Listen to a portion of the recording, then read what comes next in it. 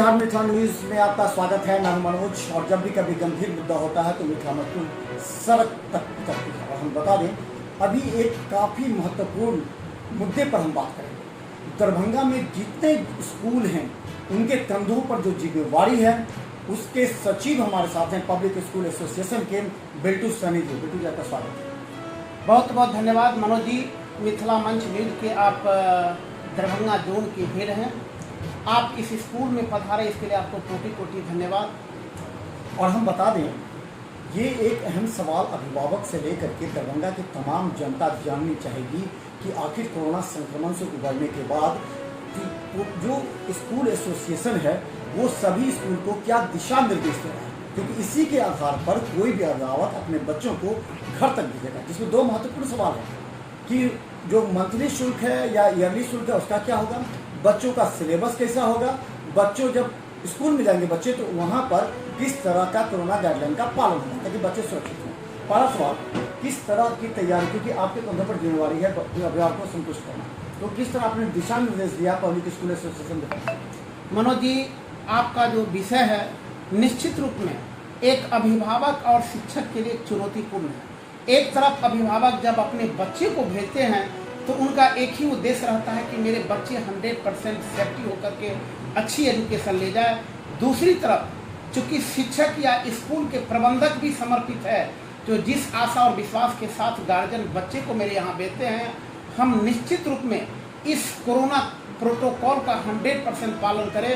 हम public school association के माध्यम से पूरे जिला के सभी प्रबंधकों को यह दिशा निर्देश दे दिए हैं, जो हमारा भारत सरकार का जो कोविड-19 का गाइडलाइन है, हर हालत में बच्चे 100% मास्क पहन करके, वो भी कॉटन कपड़े की डबल लेयर की मास्क पहन करके बच्चे स्कूल में एंट्रेंस करें। एंट्रेंस गेट पर बच्चे को हर हालत में कोशिश रखें जो उनको सैनिटाइजर उपयोग करते हुए अंदर प्रवेश करने दें। बच्चे को निर्देश दिया गया है कि आप अपने साथ छोटा सा पैकेट सैनिटाइजर का रखें, जब जरूरत पड़े उसका आप अनुपालन करें। साथ ही जब कभी भी आपको स्कूल में मौका मिले, सारे स्कूलों से हम लोगों ने निवेदन किया है कि प्रत्येक फ्लोर पर जहां पर हैंड वॉश करने की सुविधा है वहां पर हैंड वॉश करने की आप सुविधा प्रदान करें।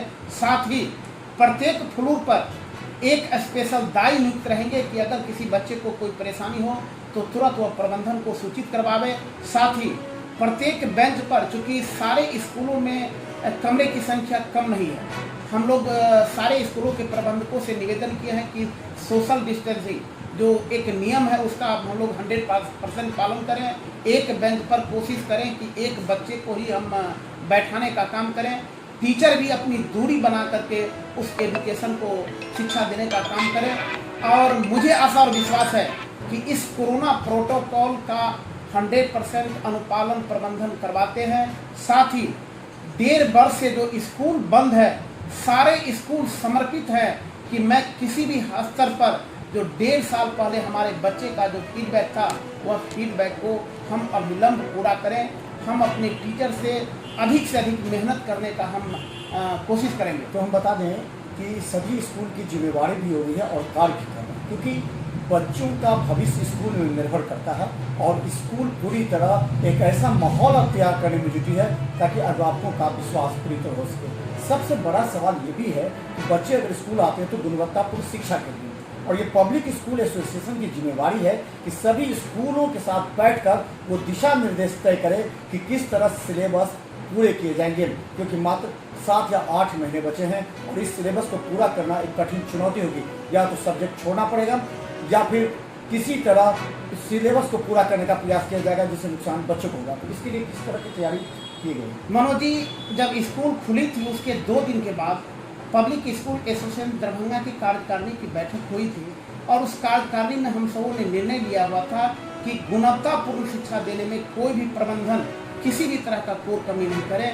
साथ ही परसों यानी कि 29 तारीख को हम सबों की टीम पटना गई थी और पटना दोनों संघ जो पटना में कार्यरत है, दोनों संघ से हम लोगों ने अलग अलग रूप में बैठकें की और उस पर निष्कर्ष निकाला गया कि दरभंगा डिवीज़न में भी एक आपात बैठक करके हम लोग गुणवत्तापूर्ण शिक्षा देने के लिए सारे अभिभावकों के साथ साथ हम लोग कोशिश रखेंगे कि दोनों में एक अन्योन्याश्रय संबंध बना करके हर हालत में अपने सेशन के समय तक अपने सिलेबस को पूरा करेंगे, लेकिन सारे स्कूल संकल्पित है कि गुणवत्तापूर्ण शिक्षा में कोई कमी नहीं करेंगे। बिल्टू साहनी जी हैं जो पब्लिक स्कूल एसोसिएशन के सचिव, और ये अपने कर्तव्य का पूरी तरह किस तरह निर्वहन करेंगे, ये आप तमाम अभिभावक को जो हमारे खबर देख रहे हैं वो नीचे में हेल्पलाइन नंबर दे रहा है, उस पर सूचित करें। अगर किसी स्कूल में आपको थोड़ी सी भी लापरवाही नजर आती है तो हमें सूचना दें, हम तत्काल बिल्टू साहनी जी से मिलकर पूछेंगे कि आपके सवालों का जवाब क्या होगा। एक अहम सवाल है कि अभिभावक भी कोरोना में काफ़ी परेशान हैं, स्कूल भी परेशान है, क्योंकि उनके साथ नॉन टीचिंग स्टाफ हैं, उनको भी सैलरी देना पड़ता है, स्कूल बैंक लोन कई तरह की बातें हैं। इसको कैसे पूरा किया जाए ताकि अभिभावक का भी जो इच्छा वो पूरी हो और स्कूल मैनेजमेंट का भी पूरी, इसके लिए क्या एसोसिएशन में बात चल रही है? मनोज बाबू, चूँकि आपके चैनल के माध्यम से खास करके दरभंगा जिला के सभी अभिभावकों से मैं निवेदन करूंगा कि अभिभावक और विद्यालय प्रबंधन के बीच अन्योन्याश्रय संबंध होना चाहिए। जब तक अन्योन्याश्रय संबंध नहीं हो पाएगा तब तक जो कटु मिठास होता है वो पैदा होते रहेंगे। यदि आपके पास समस्या है तो आप स्कूल के प्रबंधन से मिल करके उनसे समय ले लें। पब्लिक स्कूल एसोसिएशन सारे स्कूलों को दिशा निर्देश दे चुकी है कि यदि किसी गार्जियन के पास आर्थिक मजबूरी है तो वह पार्ट बाय पार्ट जमा करेंगे, लेकिन उसके बच्चे के साथ किसी भी तरह का नाइंसाफी नहीं करें। लेकिन दूसरी तरफ आप सभी अभिभावकों को भी सोचना है कि विद्यालय में कार्य करने वाले कर्मी को भी एक परिवार है, उसके भी परिवार को भरण पोषण चाहिए। इसलिए निश्चित रूप में आप थोड़ा ही मदद कीजिए, लेकिन मदद आपको ससमय करना पड़ेगा, जिससे कि वह गुणवत्तापूर्ण शिक्षा देने में अपनी कामयाबी में सफल हो सके। बिल्कुल, एक और सवाल है कि आपका पब्लिक स्कूल एसोसिएशन में भले 300 से ज़्यादा स्कूल शामिल हैं, लेकिन ये देखा जा रहा है कि अगर किसी अभिभावक के पास पैसे कम हैं और वो स्कूल ज़्यादा मांग रहा है तो दूसरे स्कूल में चले जाए जो बिना टीसी के ले रहे हैं। तो ये एक अहम सवाल है कि आपका स्कूल मैनेजमेंट जितना एसोसिएशन है, क्या इस बात पर एग्री होगा कि बिना टीसी के कोई भी एडमिशन नहीं लेना, जिससे स्कूल की हितों की भी रक्षा होगी और अभिभावकों की भी? मनोज बाबू, चूँकि आपके चैनल के माध्यम से मैं दरभंगा जिला के तमाम अभिभावकों से निवेदन करना चाहूँगा कि यदि आप अपने बच्चे को वास्तव में बेसिक शिक्षा देना चाहते हैं तो स्कूल बदलने की भावना को मत रखें। आप एक समय भोजन में कुछ कमी करके हर हालत में, चूँकि जिस तरह से एक डॉक्टर जो रेगुलर मरीज होते हैं उनके नब्ज को पहचानते हैं और सही इलाज करते हैं, उसी तरह से किसी विद्यालय में अगर बच्चे पढ़ते हैं तो उनकी प्रत्येक सब्जेक्ट में उनकी कमी को समझते हैं और उसके बच्चे का बेहतर विकास होने में बहुत बड़ा योगदान होता है। तो मैं आपसे निवेदन करूंगा, क्योंकि स्कूल की संख्या बहुत ज़्यादा है, बहुत अनरजिस्टर्ड विद्यालय भी है जो बिना टीसी का एडमिशन ले लेते हैं। उस पर संघ हम लोग प्रयास कर रहे हैं कि आप क्वालिटी युक्त एजुकेशन दें। आपके यहाँ कोई भी बच्चे बाहर नहीं जाएंगे। जैसे गार्जियन को किसी भी तरह का सामना करना पड़े वह सह करके अपनी उच्च कार्रवाई होगी वैसे स्कूलों पर जो बिना टीसी का ले रहे हैं, ये निश्चित कार्रवाई होगी। उस पर हम लोग काफ़ी मंथन कर रहे हैं और सरकार के पदाधिकारी से भी हम लोग मिल रहे हैं। जो अनरजिस्टर्ड विद्यालय है उस पर आप कमान कसें और हम जो गुणवत्तापूर्ण शिक्षा दे रहे हैं उसका हौसला बुलंद करें। तो बिहार में कांग्रेस लगातार तमाम स्कूल मैनेजमेंट से भी आग्रह कर रही है कि कोरोना संक्रमण के दौरान सभी परेशान, अभिभावक हो, स्कूल हो, सभी ऐसी परिस्थिति में सभी मिलकर काम करें ताकि एक बार फिर सभी परेशानी से उबर कर एक बार स्थिति सामान्य हो जाए और जनजीवन जो अस्त व्यस्त है वो एक बार पटरी पर वापस लौटे, जिससे सबों का विकास, गुणवत्तापूर्ण शिक्षा और जो आप चाहते हैं कि आपका बच्चा पूरी तरह सुरक्षित होकर स्कूल में जाए वो पूरी तरह पालन होगा।